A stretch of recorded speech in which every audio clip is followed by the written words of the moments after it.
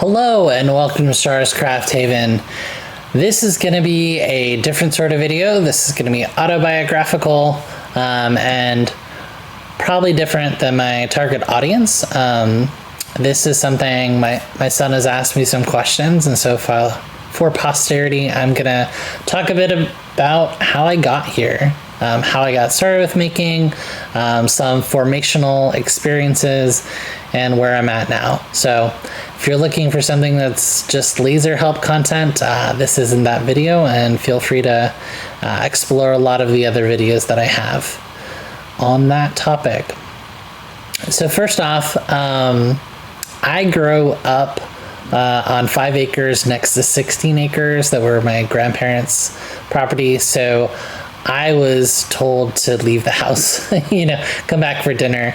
And so through that, my siblings and I, we built lots of stuff. So we had the same pieces of scrap wood that weren't square, and those were sort of our engineering training.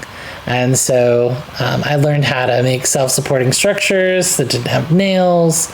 I learned lashing, taking rope and using it to bind a couple of things together, sticks and all sorts of stuff. And so growing up from a really young age, we built, it snowed, we were at high altitude, so we built igloos. So I learned so much of my making out of boredom. You're bored, entertain yourself. We dug holes. My neighbor got equipment. He was older. We put in our own zip line, without permission, not advocating. So we were constantly entertaining ourselves. I guess now I'd call it practical material science. What can this thing do? How does this work? And risk management. Don't go into something that you're not you're sure of. Climbing trees, a branch that is not going to support your weight, you don't put your weight on. But we built a tree house. We were constantly making, and we were doing it for fun. My neighbor, one of the older neighbors, we made a wheelbarrow roller coaster. So we dug out a trackway, and so there's a point where you look like you're gonna hit a branch and then it goes down. So we had a person powered roller coaster run. But it was always make something, try something. And when you do that from a young age, you learn a lot of immediate response. Okay. Instead of just, oh, this failed. Well, what happened? Cause and effect. Trying to figure out, how to make it better, how to make it stronger. Maybe you need to change your plan. Maybe that was too ambitious. We're often incredibly ambitious for what we wanted to do. And then one of the other things, again, at a young age, elementary school, my mom's father, Roy, he was an engineer. He was a rocket scientist. He did super cool stuff. He had patents. He didn't really talk about the kinds of things that he did, but he had a workshop with tools that he had made. A bandsaw didn't exist, and so he made one. He made a lot of the tools in there. And I remember being in his workshop, making stuff with him, and making toys out of scrap wood. Seeing a shape and taking things together, and how do I want it to move, and with really simple materials. And what I learned from him was draw it first. He always had not lined paper, but graph paper or scrap paper. And that was the big takeaway is an idea in your head is not worth anything. You can explain it to me, you can describe it to me, but until it's out on paper, we can't talk about it. We can't make it better. Like, and so with my son, he's super annoyed. He gets lots of ideas, and it's like, all right, we'll write it down first, draw it first, get it out of your head, and then we can talk about it. We can, decide what materials it can be made out of. Like, we can do a lot of that ideation, a lot of that design thinking once it's out of your head and on paper. And so I learned that from my granddad. And I also learned a lot of making stuff because of where I lived. I lived, in a small town. And so, you didn't hire a plumber to come from like an hour and something away. You knew somebody who was a plumber. You didn't hire an electrician, because that was incredibly expensive. Like, you knew somebody who had those skills, and you didn't ask them to fix your thing. You worked with them. You learned from them. And so at a young age, I learned basic plumbing skills, how to change a faucet. I learned basic wiring skills, seeing this happen, maintaining the house, like that kind of thing. Wiring stereo. So how does a stereo system work? Wires that go in and out, and understanding that process. And I appreciate that, because my dad, is gruff, and, but there's always someone, to hold something, or to hand the right tool, or, so I was around when a lot of stuff happened, and I found it very interesting, how electricity works, how signals, work in loops. And so I just learned a lot by contact. And it's not something we did in school much. There are some creative things at certain points, but there was nothing like super creative in school. And so, art projects and things like that happened, but, engineering stuff wasn't really the focus. So in high school I got bored again, and I used paper and a ballpoint pen, which was my cutting device, to create some like finger puppet knights and things like that when I was bored in math class. And then I didn't really do much making, going to college, didn't do much making. And then after college, I worked at some camps. There's a lot of creativity, but not really, creating a thing. Most of that was social engineering, coming up with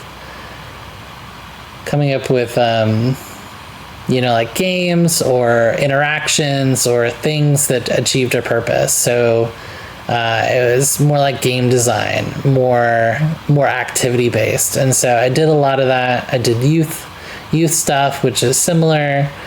And then we moved around a bunch, and one of the places we lived was near a makerspace. And I had been doing game design for a little less than a decade at that point, and I was approached by a couple of designers and somebody who did 3D modeling who lived like in Australia. And so I was working in a game, and I needed to do 3D printing, and so I got connected with the local makerspace. And so while I was sitting there waiting for these models to print to be able to continue the game design process, I ended up helping fix stuff. Their sewing machine was stuck in reverse, and things like that started happening. And the staff was nice, but also overwrought. There's 15 people in there. They couldn't be helping everybody, and so they ended up asking me to basically fill in, to be a sub. And so I did that for a couple months, and then they wanted me to do part-time. So applied, did part-time. I got more invested and interested in lasers at that point, because there was sublimation, there were lasers there were 3D printers, there was a CNC machine. And so by needing to learn and skill up on all these different processes, I got used to that. I got used to being in an environment where you're quickly taking an idea and running it through its paces. What material? There's 10 ways to do this. Which one, is cost effective or easy to do quickly? And so helping people make their stuff, large format printer, formatting, graphic skills, kind of things like that. And then they had an industrial style laser. They had an Epilog Helix. And so, getting settings down, doing a lot of material science again, and trying to teach people how to use an industrial laser when, they have problems with their printer at home was challenging. But seeing the success and seeing the pride that people achieved was really rewarding. Seeing, look, I did this, or there's a lady who came in over a span of months to do a bunch of stuff for her wedding, and so it was really neat to see her learn the different processes and different machines to create something that was really special to her, and saved her tons and tons of money, which is the other thing, which was a huge benefit to her. And so that was neat. Through that process, I got connected with somebody who was starting another makerspace.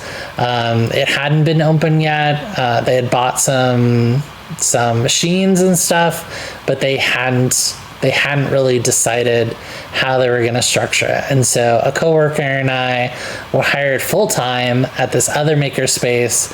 They had sort of just bought all the same stuff, but they didn't really have a plan for how to implement it.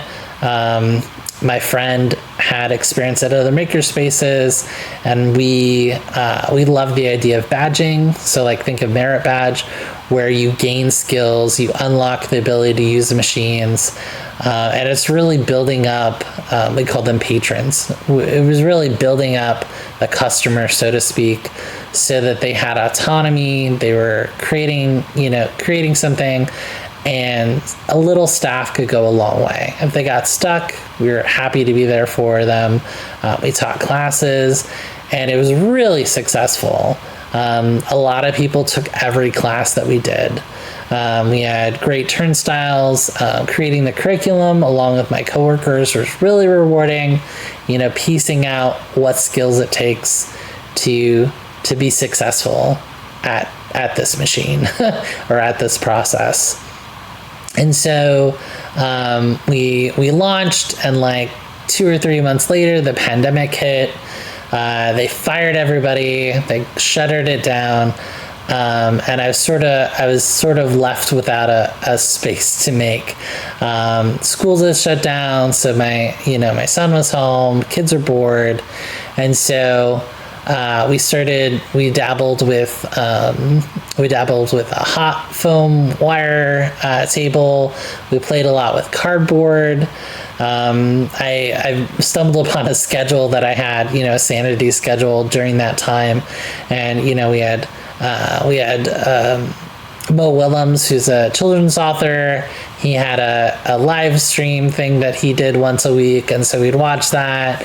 We'd do art on Tuesdays. We do clay.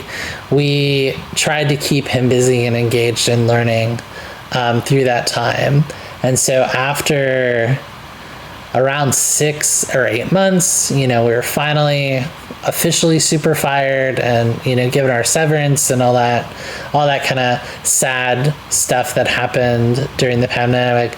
But I had a chunk of money, and I started, of all the tools, I missed lasers. We had gotten a 3D printer.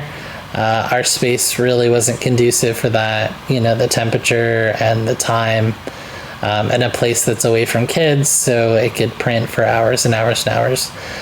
So I started shopping around for a laser.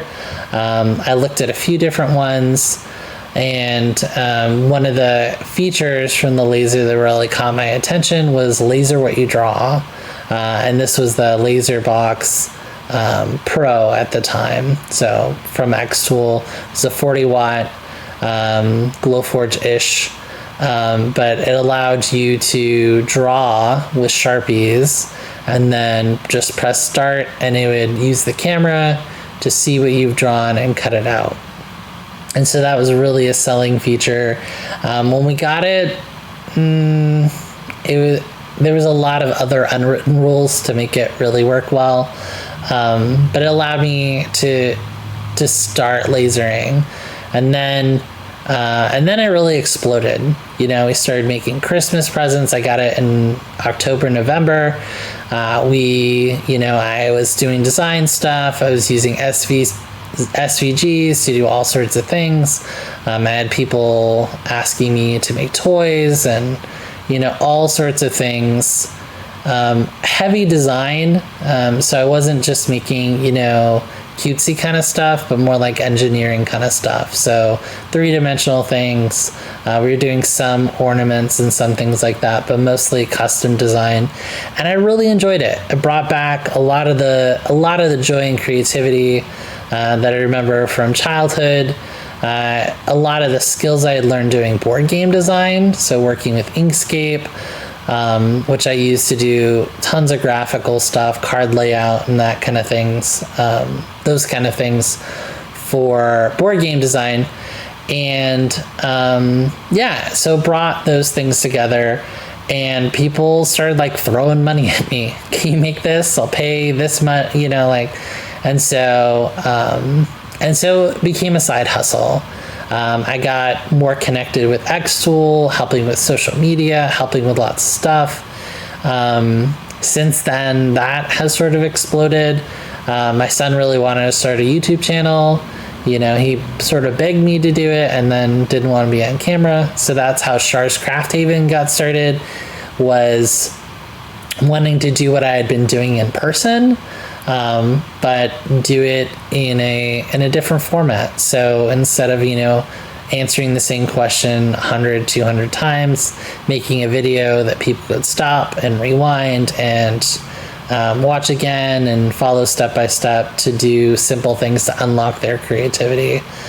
It's been a long time, and the channel hasn't terribly grown, so I'm not sure the long-term, I don't know the long-term longevity of that project, but I've loved doing the creative aspect of that, helping people gain simple skills, gain confidence, and do what they can with the machine or with the process.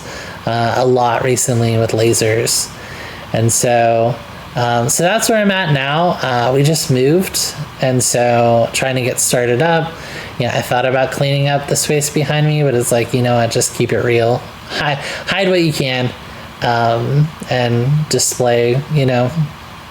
My place is a mess. I got bikes and stuff, but we started meeting in person and doing cardboard.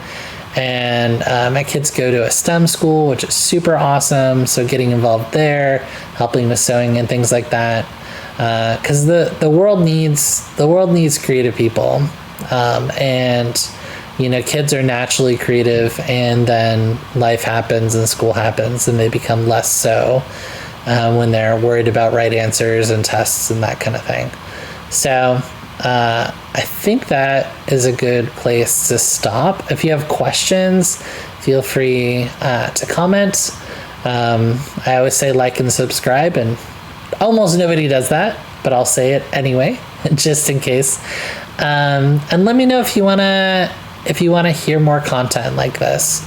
If you want to see these kind of things, or more project kind of stuff.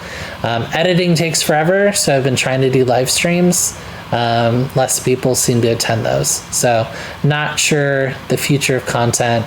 I'm also, as a side note, going to be starting a business that's going to be creating badging curriculum. So if that's something that's interesting to you, let me know. We're in the early stages of planning. We have some key partnerships that we're figuring out.